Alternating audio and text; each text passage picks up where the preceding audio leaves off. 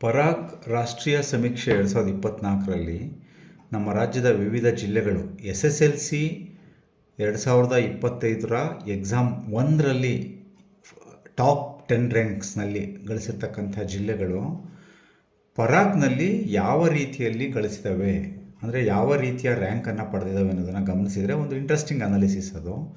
ನೋಡಿ, ದಕ್ಷಿಣ ಕನ್ನಡ ಟಾಪ್ ಇದೆ, ಇಲ್ಲಿ ನಂಬರ್ 1 ಇದೆ. ಇಲ್ಲಿ ಪರಾಕಲ್ಲಿ ಥರ್ಡಲ್ಲಿ 13th, 6th 4th, 9th 4th ಬಂದಿದೆ. ಉಡುಪಿ ಸೆಕೆಂಡ್ ರ್ಯಾಂಕ್ ಯಾವುದರಲ್ಲಿ 10th ಸ್ಟ್ಯಾಂಡರ್ಡಲ್ಲಿ. ಇಲ್ಲಿ ಪರಾಕಲ್ಲಿ ಥರ್ಡಲ್ಲಿ 15th ಬಂದಿದೆ. ಇಲ್ಲಿ 6th 7th, 9th 7th ಬಂದಿದೆ. Uttara Kannada district third rank, ಇಲ್ಲಿ 3ನೇ ರ್ಯಾಂಕ್ 3ನೇ ತರಗತಿಯಲ್ಲಿ ಪರಾಕಲ್ಲಿ. 6th 8th, 9th 8th ಬಂದಿದೆ. ಶಿವಮೊಗ್ಗ 4ನೇ ರ್ಯಾಂಕ್ ಬಂದಿದೆ SSLCಯಲ್ಲಿ. ಇಲ್ಲಿ 21ನೇದು 3ನೇ ತರಗತಿಯಲ್ಲಿ ಪರಾಕಲ್ಲಿ. 6th 11th, 9th 13th. Kodagu 5ನೇ ರ್ಯಾಂಕ್ ಬಂದಿದೆ 10th. ಇಲ್ಲಿ 19ನೇದು 3ನೇ ತರಗತಿಯಲ್ಲಿ. 6ನೇ ತರಗತಿಯಲ್ಲಿ 6ನೇದು, 9ನೇ ತರಗತಿಯಲ್ಲಿ 6ನೇದು. ಹಾಸನ್ 6th ರ್ಯಾಂಕ್ ಇದೆ 10th. ಥರ್ಡಲ್ಲಿ 2nd, 6th 5th, 9th 5th. Sirsi ಉತ್ತರ ಕನ್ನಡದಲ್ಲಿ ಸೇರಿಕೊಂಡಿದೆ. ಚಿಕ್ಕಮಗಳೂರು 8ನೇ ರ್ಯಾಂಕ್, ಅದು ಪರಾಕಲ್ಲಿ 12ರಲ್ಲಿ 12th rank. 6th 9th rank, 9th 9th rank. Bengaluru rural 9ನೇ ರ್ಯಾಂಕ್ 10th. 3ನೇ ತರಗತಿ 17ನೇದು, 13ನೇ 6ನೇ ತರಗತಿ 13ನೇ ರ್ಯಾಂಕ್, 9ರಲ್ಲಿ 16ನೇ ರ್ಯಾಂಕ್. ಬೆಂಗಳೂರು ಸೌತ್ 10ನೇ ರ್ಯಾಂಕ್ ಇದೆ. ನಾರ್ತ್ 11ನೇದಿದೆ. ಸೊ ಎರಡೂ ಸೇರಿ ಬೆಂಗಳೂರು ಅರ್ಬನ್ ಅಂತ ಪರಾಕಲ್ಲಿ ತೊಗೊಂಡಿರುವಂಥದ್ದು. 22ನೇ ರ್ಯಾಂಕ್ 3ನೇ ತರಗತಿ, 6ನೇ ತರಗತಿ 3ನೇ ರ್ಯಾಂಕ್, 9ನೇ ತರಗತಿ 3ನೇ ರ್ಯಾಂಕ್.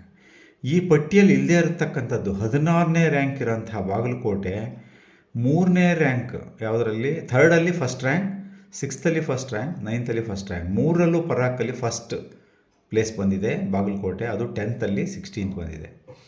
ಇನ್ನು ಬಾಟಮ್ ಡಿಸ್ಟ್ರಿಕ್ಟ್ಸನ್ನು ಗಮನಿಸಿದರೆ 35ನೇದು 10th ಕೊನೆಯ ಸ್ಥಾನ ಬಂದಿರತಕ್ಕಂಥ ಕಲಬುರಗಿ, ಥರ್ಡಲ್ಲಿ 14th, 6th 30th, 9th 27th. Vijayapura 34ನೇ ರ್ಯಾಂಕ್,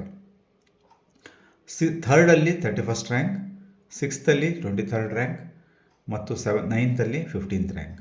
ಯಾದಗಿರಿ 33ನೇ ರ್ಯಾಂಕ್, ಯಾವುದರಲ್ಲಿ 33ನೇ ಸ್ಥಾನ ಇದರಲ್ಲಿ SSLCಯಲ್ಲಿ. ಇಲ್ಲಿ 4ನೇ ಸ್ಥಾನ 3ನೇ ತರಗತಿಯಲ್ಲಿ, 6ನೇ ತರಗತಿಯಲ್ಲಿ 18ನೇದು, 9ರಲ್ಲಿ 31ನೇದು.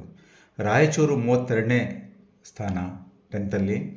ಇಲ್ಲಿ 30ನೇ ಸ್ಥಾನ 3ನೇ ತರಗತಿ, 22ನೇ ಸ್ಥಾನ 6ನೇ ತರಗತಿ ಮತ್ತು 9ನೇ ತರಗತಿ 29ನೇ ಸ್ಥಾನ. ಬೀದರ್ 31ನೇ ಸ್ಥಾನ 10th. ಇಲ್ಲಿ 27, 3ನೇ ತರಗತಿ, 6ರಲ್ಲಿ 25, 9ರಲ್ಲಿ 25. ಕೊಪ್ಪಳ 30ನೇ ಒಂದು ಸ್ಥಾನ 10th. ಇಲ್ಲಿ 29ನೇ ಸ್ಥಾನ 3ನೇ ತರಗತಿಯಲ್ಲಿ, 6ರಲ್ಲಿ 15ನೇ ಸ್ಥಾನ, 9ರಲ್ಲಿ 21ನೇ ಸ್ಥಾನ. ಬೆಳ್ಳಾರಿ 29ನೇ ಸ್ಥಾನ 3ನೇ ತರಗತಿಯಲ್ಲಿ, 16ನೇ ಸ್ಥಾನ ಪರಾಕಲ್ಲಿ, 6ರಲ್ಲಿ 24, 9ರಲ್ಲಿ 24. ಮಧುಗಿರಿ 28ನೇ ರ್ಯಾಂಕ್. ಆದರೆ ಇಲ್ಲಿ ಪರಾಕಲ್ಲಿ ತುಮಕೂರು ಸೇರಿಸ್ಕೊಂಡಿದೆ. ತುಮಕೂರು SSLCಯಲ್ಲಿ 20ನೇ ರ್ಯಾಂಕ್ ಬಂದಿದೆ. ತುಮಕೂರು ಮತ್ತು ಮಧುಗಿರಿ ಸೇರಿಸಿ ಇಲ್ಲಿ 3ನೇ ತರಗತಿಯಲ್ಲಿ 9ನೇ ರ್ಯಾಂಕ್ ಪರಾಕಲ್ಲಿ, 6ರಲ್ಲಿ 17ನೇ ರ್ಯಾಂಕ್, 9ರಲ್ಲಿ 14ನೇ ರ್ಯಾಂಕ್. ಚಾಮರಾಜನಗರ 27ನೇ ರ್ಯಾಂಕ್ ಇದೆ ಅದರಲ್ಲಿ SSLCಯಲ್ಲಿ. ಇಲ್ಲಿ 11ನೇ ರ್ಯಾಂಕ್ 3ನೇ ತರಗತಿಯಲ್ಲಿ, 6ರಲ್ಲಿ 26, 9ರಲ್ಲಿ 17ನೇದು. ಚಿಕ್ಕೋಡಿ 26ನೇ ರ್ಯಾಂಕ್ ಇದೆ. ಬೆಳಗಾವಿ 25 ಇದೆ ಯಾವುದರಲ್ಲಿ, ನಮ್ಮ SSLC ರಿಸಲ್ಟಲ್ಲಿ. ಇವೆರಡೂ ಸೇರಿದರೆ ಥರ್ಡಲ್ಲಿ 5ನೇ ರ್ಯಾಂಕ್ ಬಂದಿದೆ, 6ರಲ್ಲಿ 2nd ರ್ಯಾಂಕ್ ಬಂದಿದೆ, 9th ಪರಾಕಲ್ಲಿ 2nd ರ್ಯಾಂಕ್ ಬಂದಿದೆ. ಸೊ ಇಲ್ಲಿ ಬಾಗಲಕೋಟೆ ಮತ್ತು ಬೆಳಗಾವಿ ಈ ಎರಡೂ ಸಹ 10th 16th ಇರೋಂಥ ಬಾಗಲಕೋಟೆ ಫಸ್ಟ್ ಪ್ಲೇಸ್ ಬಂದಿದೆ 3, 6, 9. ಬೆಳಗಾವಿ ಚಿಕ್ಕೋಡಿ 2 25, 26 ಸ್ಥಾನದಲ್ಲಿರ್ತಕ್ಕಂಥದ್ದು 5, 2, 2 ಬಂದಿದೆ.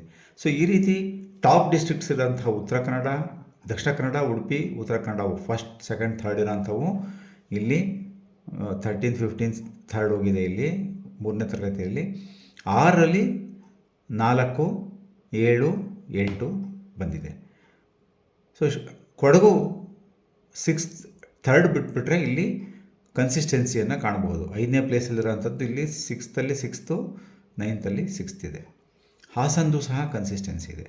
ಸೊ ಇಲ್ಲಿ ಚಿಕ್ಕಮಗಳೂರು ಸಹ ತುಂಬ ವೇರಿಯೇಷನ್ ಇಲ್ಲ. ಇಲ್ಲಿ 8ನೇ ಪ್ಲೇಸಲ್ಲಿರೋಂಥದ್ದು 6th 9th, 9th 9th ಇದೆ. ಬೆಂಗಳೂರು ರೂರಲ್ ಸಹ ಅಷ್ಟೇ 17th, 13th, 16th. So Bengaluru urban 3rd ಸ್ಟ್ಯಾಂಡರ್ಡಲ್ಲಿ ಮಾತ್ರ ತುಂಬ ಕೆಳಗಡೆ ಹೋಗಿರೋವಂಥದ್ದು. ಇಲ್ಲಿ 6th ಮತ್ತು 9th 3rd ಪ್ಲೇಸ್ ಬಂದಿದೆ. ಬಟ್ ಇಲ್ಲಿ 10th 10ನೇ ಪ್ಲೇಸ್ ಬಂದಿದೆ. ಸೊ ಈ ಬಾಟಮ್ 10 ಡಿಸ್ಟ್ರಿಕ್ಟ್ಸಲ್ಲೂ ಸಹ ತುಂಬ ವೇರಿಯೇಷನ್ ಇರೋಂಥ, ನಮಗೆ 3ನೇ ತರಗತಿಯಲ್ಲಿ ಮಾತ್ರ ವೇರಿಯೇಷನ್ಸ್ ತುಂಬ ಕಾಣ್ತಾ ಇದೆ. ನೋಡಿ, ರಾಯಚೂರಲ್ಲೂ ಸಹ ತುಂಬ ವೇರಿಯೇಷನ್ ಇಲ್ಲ, ಬೀದರಲ್ಲೂ ಸಹ ತುಂಬ ವೇರಿಯೇಷನ್ ಇಲ್ಲ, ಯಾದಗಿರಿಯಲ್ಲಿ ಮಾತ್ರ ವೇರಿಯೇಷನ್ ಇದೆ. ಯಾಕಂದರೆ 6ನೇ ತರಗತಿ 18ನೇ ಪ್ಲೇಸ್ಗೆ ಹೋಗಿರೋಂಥದ್ದು 9th 31ನೇ ಪ್ಲೇಸಿಗೆ ಬಂದಿದೆ. ಸೊ ಈ ರೀತಿಯಲ್ಲಿ ವಿಜಯಪುರನೂ ಅಷ್ಟೇ 31, 34ನೇ ಪ್ಲೇಸ್ ಇದೆ 10th 31, 23, 15 ಸ್ವಲ್ಪ ವೇರಿಯೇಷನ್ನ ನಾವು ಕಾಣಬಹುದು. ಬೆಳ್ಳಾರಿನೂ ಸಹ 29 ಇದೆ, ಇಲ್ಲಿ 16, 24, 24 ಇದೆ. ಸೊ ಈ ರೀತಿಯಲ್ಲಿ ಇರುವಂತಹ ಒಂದು 10th ಸ್ಟ್ಯಾಂಡರ್ಡ್ ಮತ್ತು ಫರಾಕ್ನಲ್ಲಿರುವಂತಹ 3, 6, 9ನೇ ತರಗತಿಯಲ್ಲಿ ತುಂಬ ಒಂದು ವೇರಿಯೇಷನ್ ಇರೋಂತಹ ಜಿಲ್ಲೆಗಳ ಒಂದು ಇದು ಅಂದರೆ ತುಂಬ ಕನ್ಸಿಸ್ಟೆನ್ಸಿ ಇರಲೇಬೇಕಂತಲ್ಲ. ಎರಡರ ಒಂದು ಟೆಸ್ಟ್ ಮಾಡುವಂತಹ ವಿಧಾನ ಬೇರೆ ಬೇರೆ ಆಗಿದ್ದರೂ ಸಹ ಇಲ್ಲಿ ತುಂಬ ವೇರಿಯೇಷನ್ ಇರೋಂತಹದ್ದಕ್ಕೆ ನಾವು ಕಾರಣಗಳನ್ನೇನಾದರೂ ಕಂಡ್ಕೋಬೇಕಾ, ವಿಶ್ಲೇಷಣೆಯನ್ನು ಮಾಡಬೇಕಾ ಅನ್ನೋದಕ್ಕೆ ಸಂಬಂಧಪಟ್ಟಂತೆ ನಾವು ಅದರ ಬಗ್ಗೆ ಆಲೋಚನೆ ಮಾಡಬೇಕಾಗತ್ತೆ. ಮತ್ತು ಇದು ಒಂದು ರೀತಿಯಲ್ಲಿ ಈ ವಿಶ್ಲೇಷಣೆಯನ್ನು ತಮ್ಮ ಮುಂದೆ ಇನ್ನಷ್ಟು ಚಿಂತನೆಗೆ ನಾನು ಒಳಪಡಿಸಲಿಕ್ಕೆ ತಮಗೆ ನಾನು ಕೋರ್ಕೊಳ್ತೇನೆ. ಧನ್ಯವಾದ, ನಮಸ್ಕಾರ.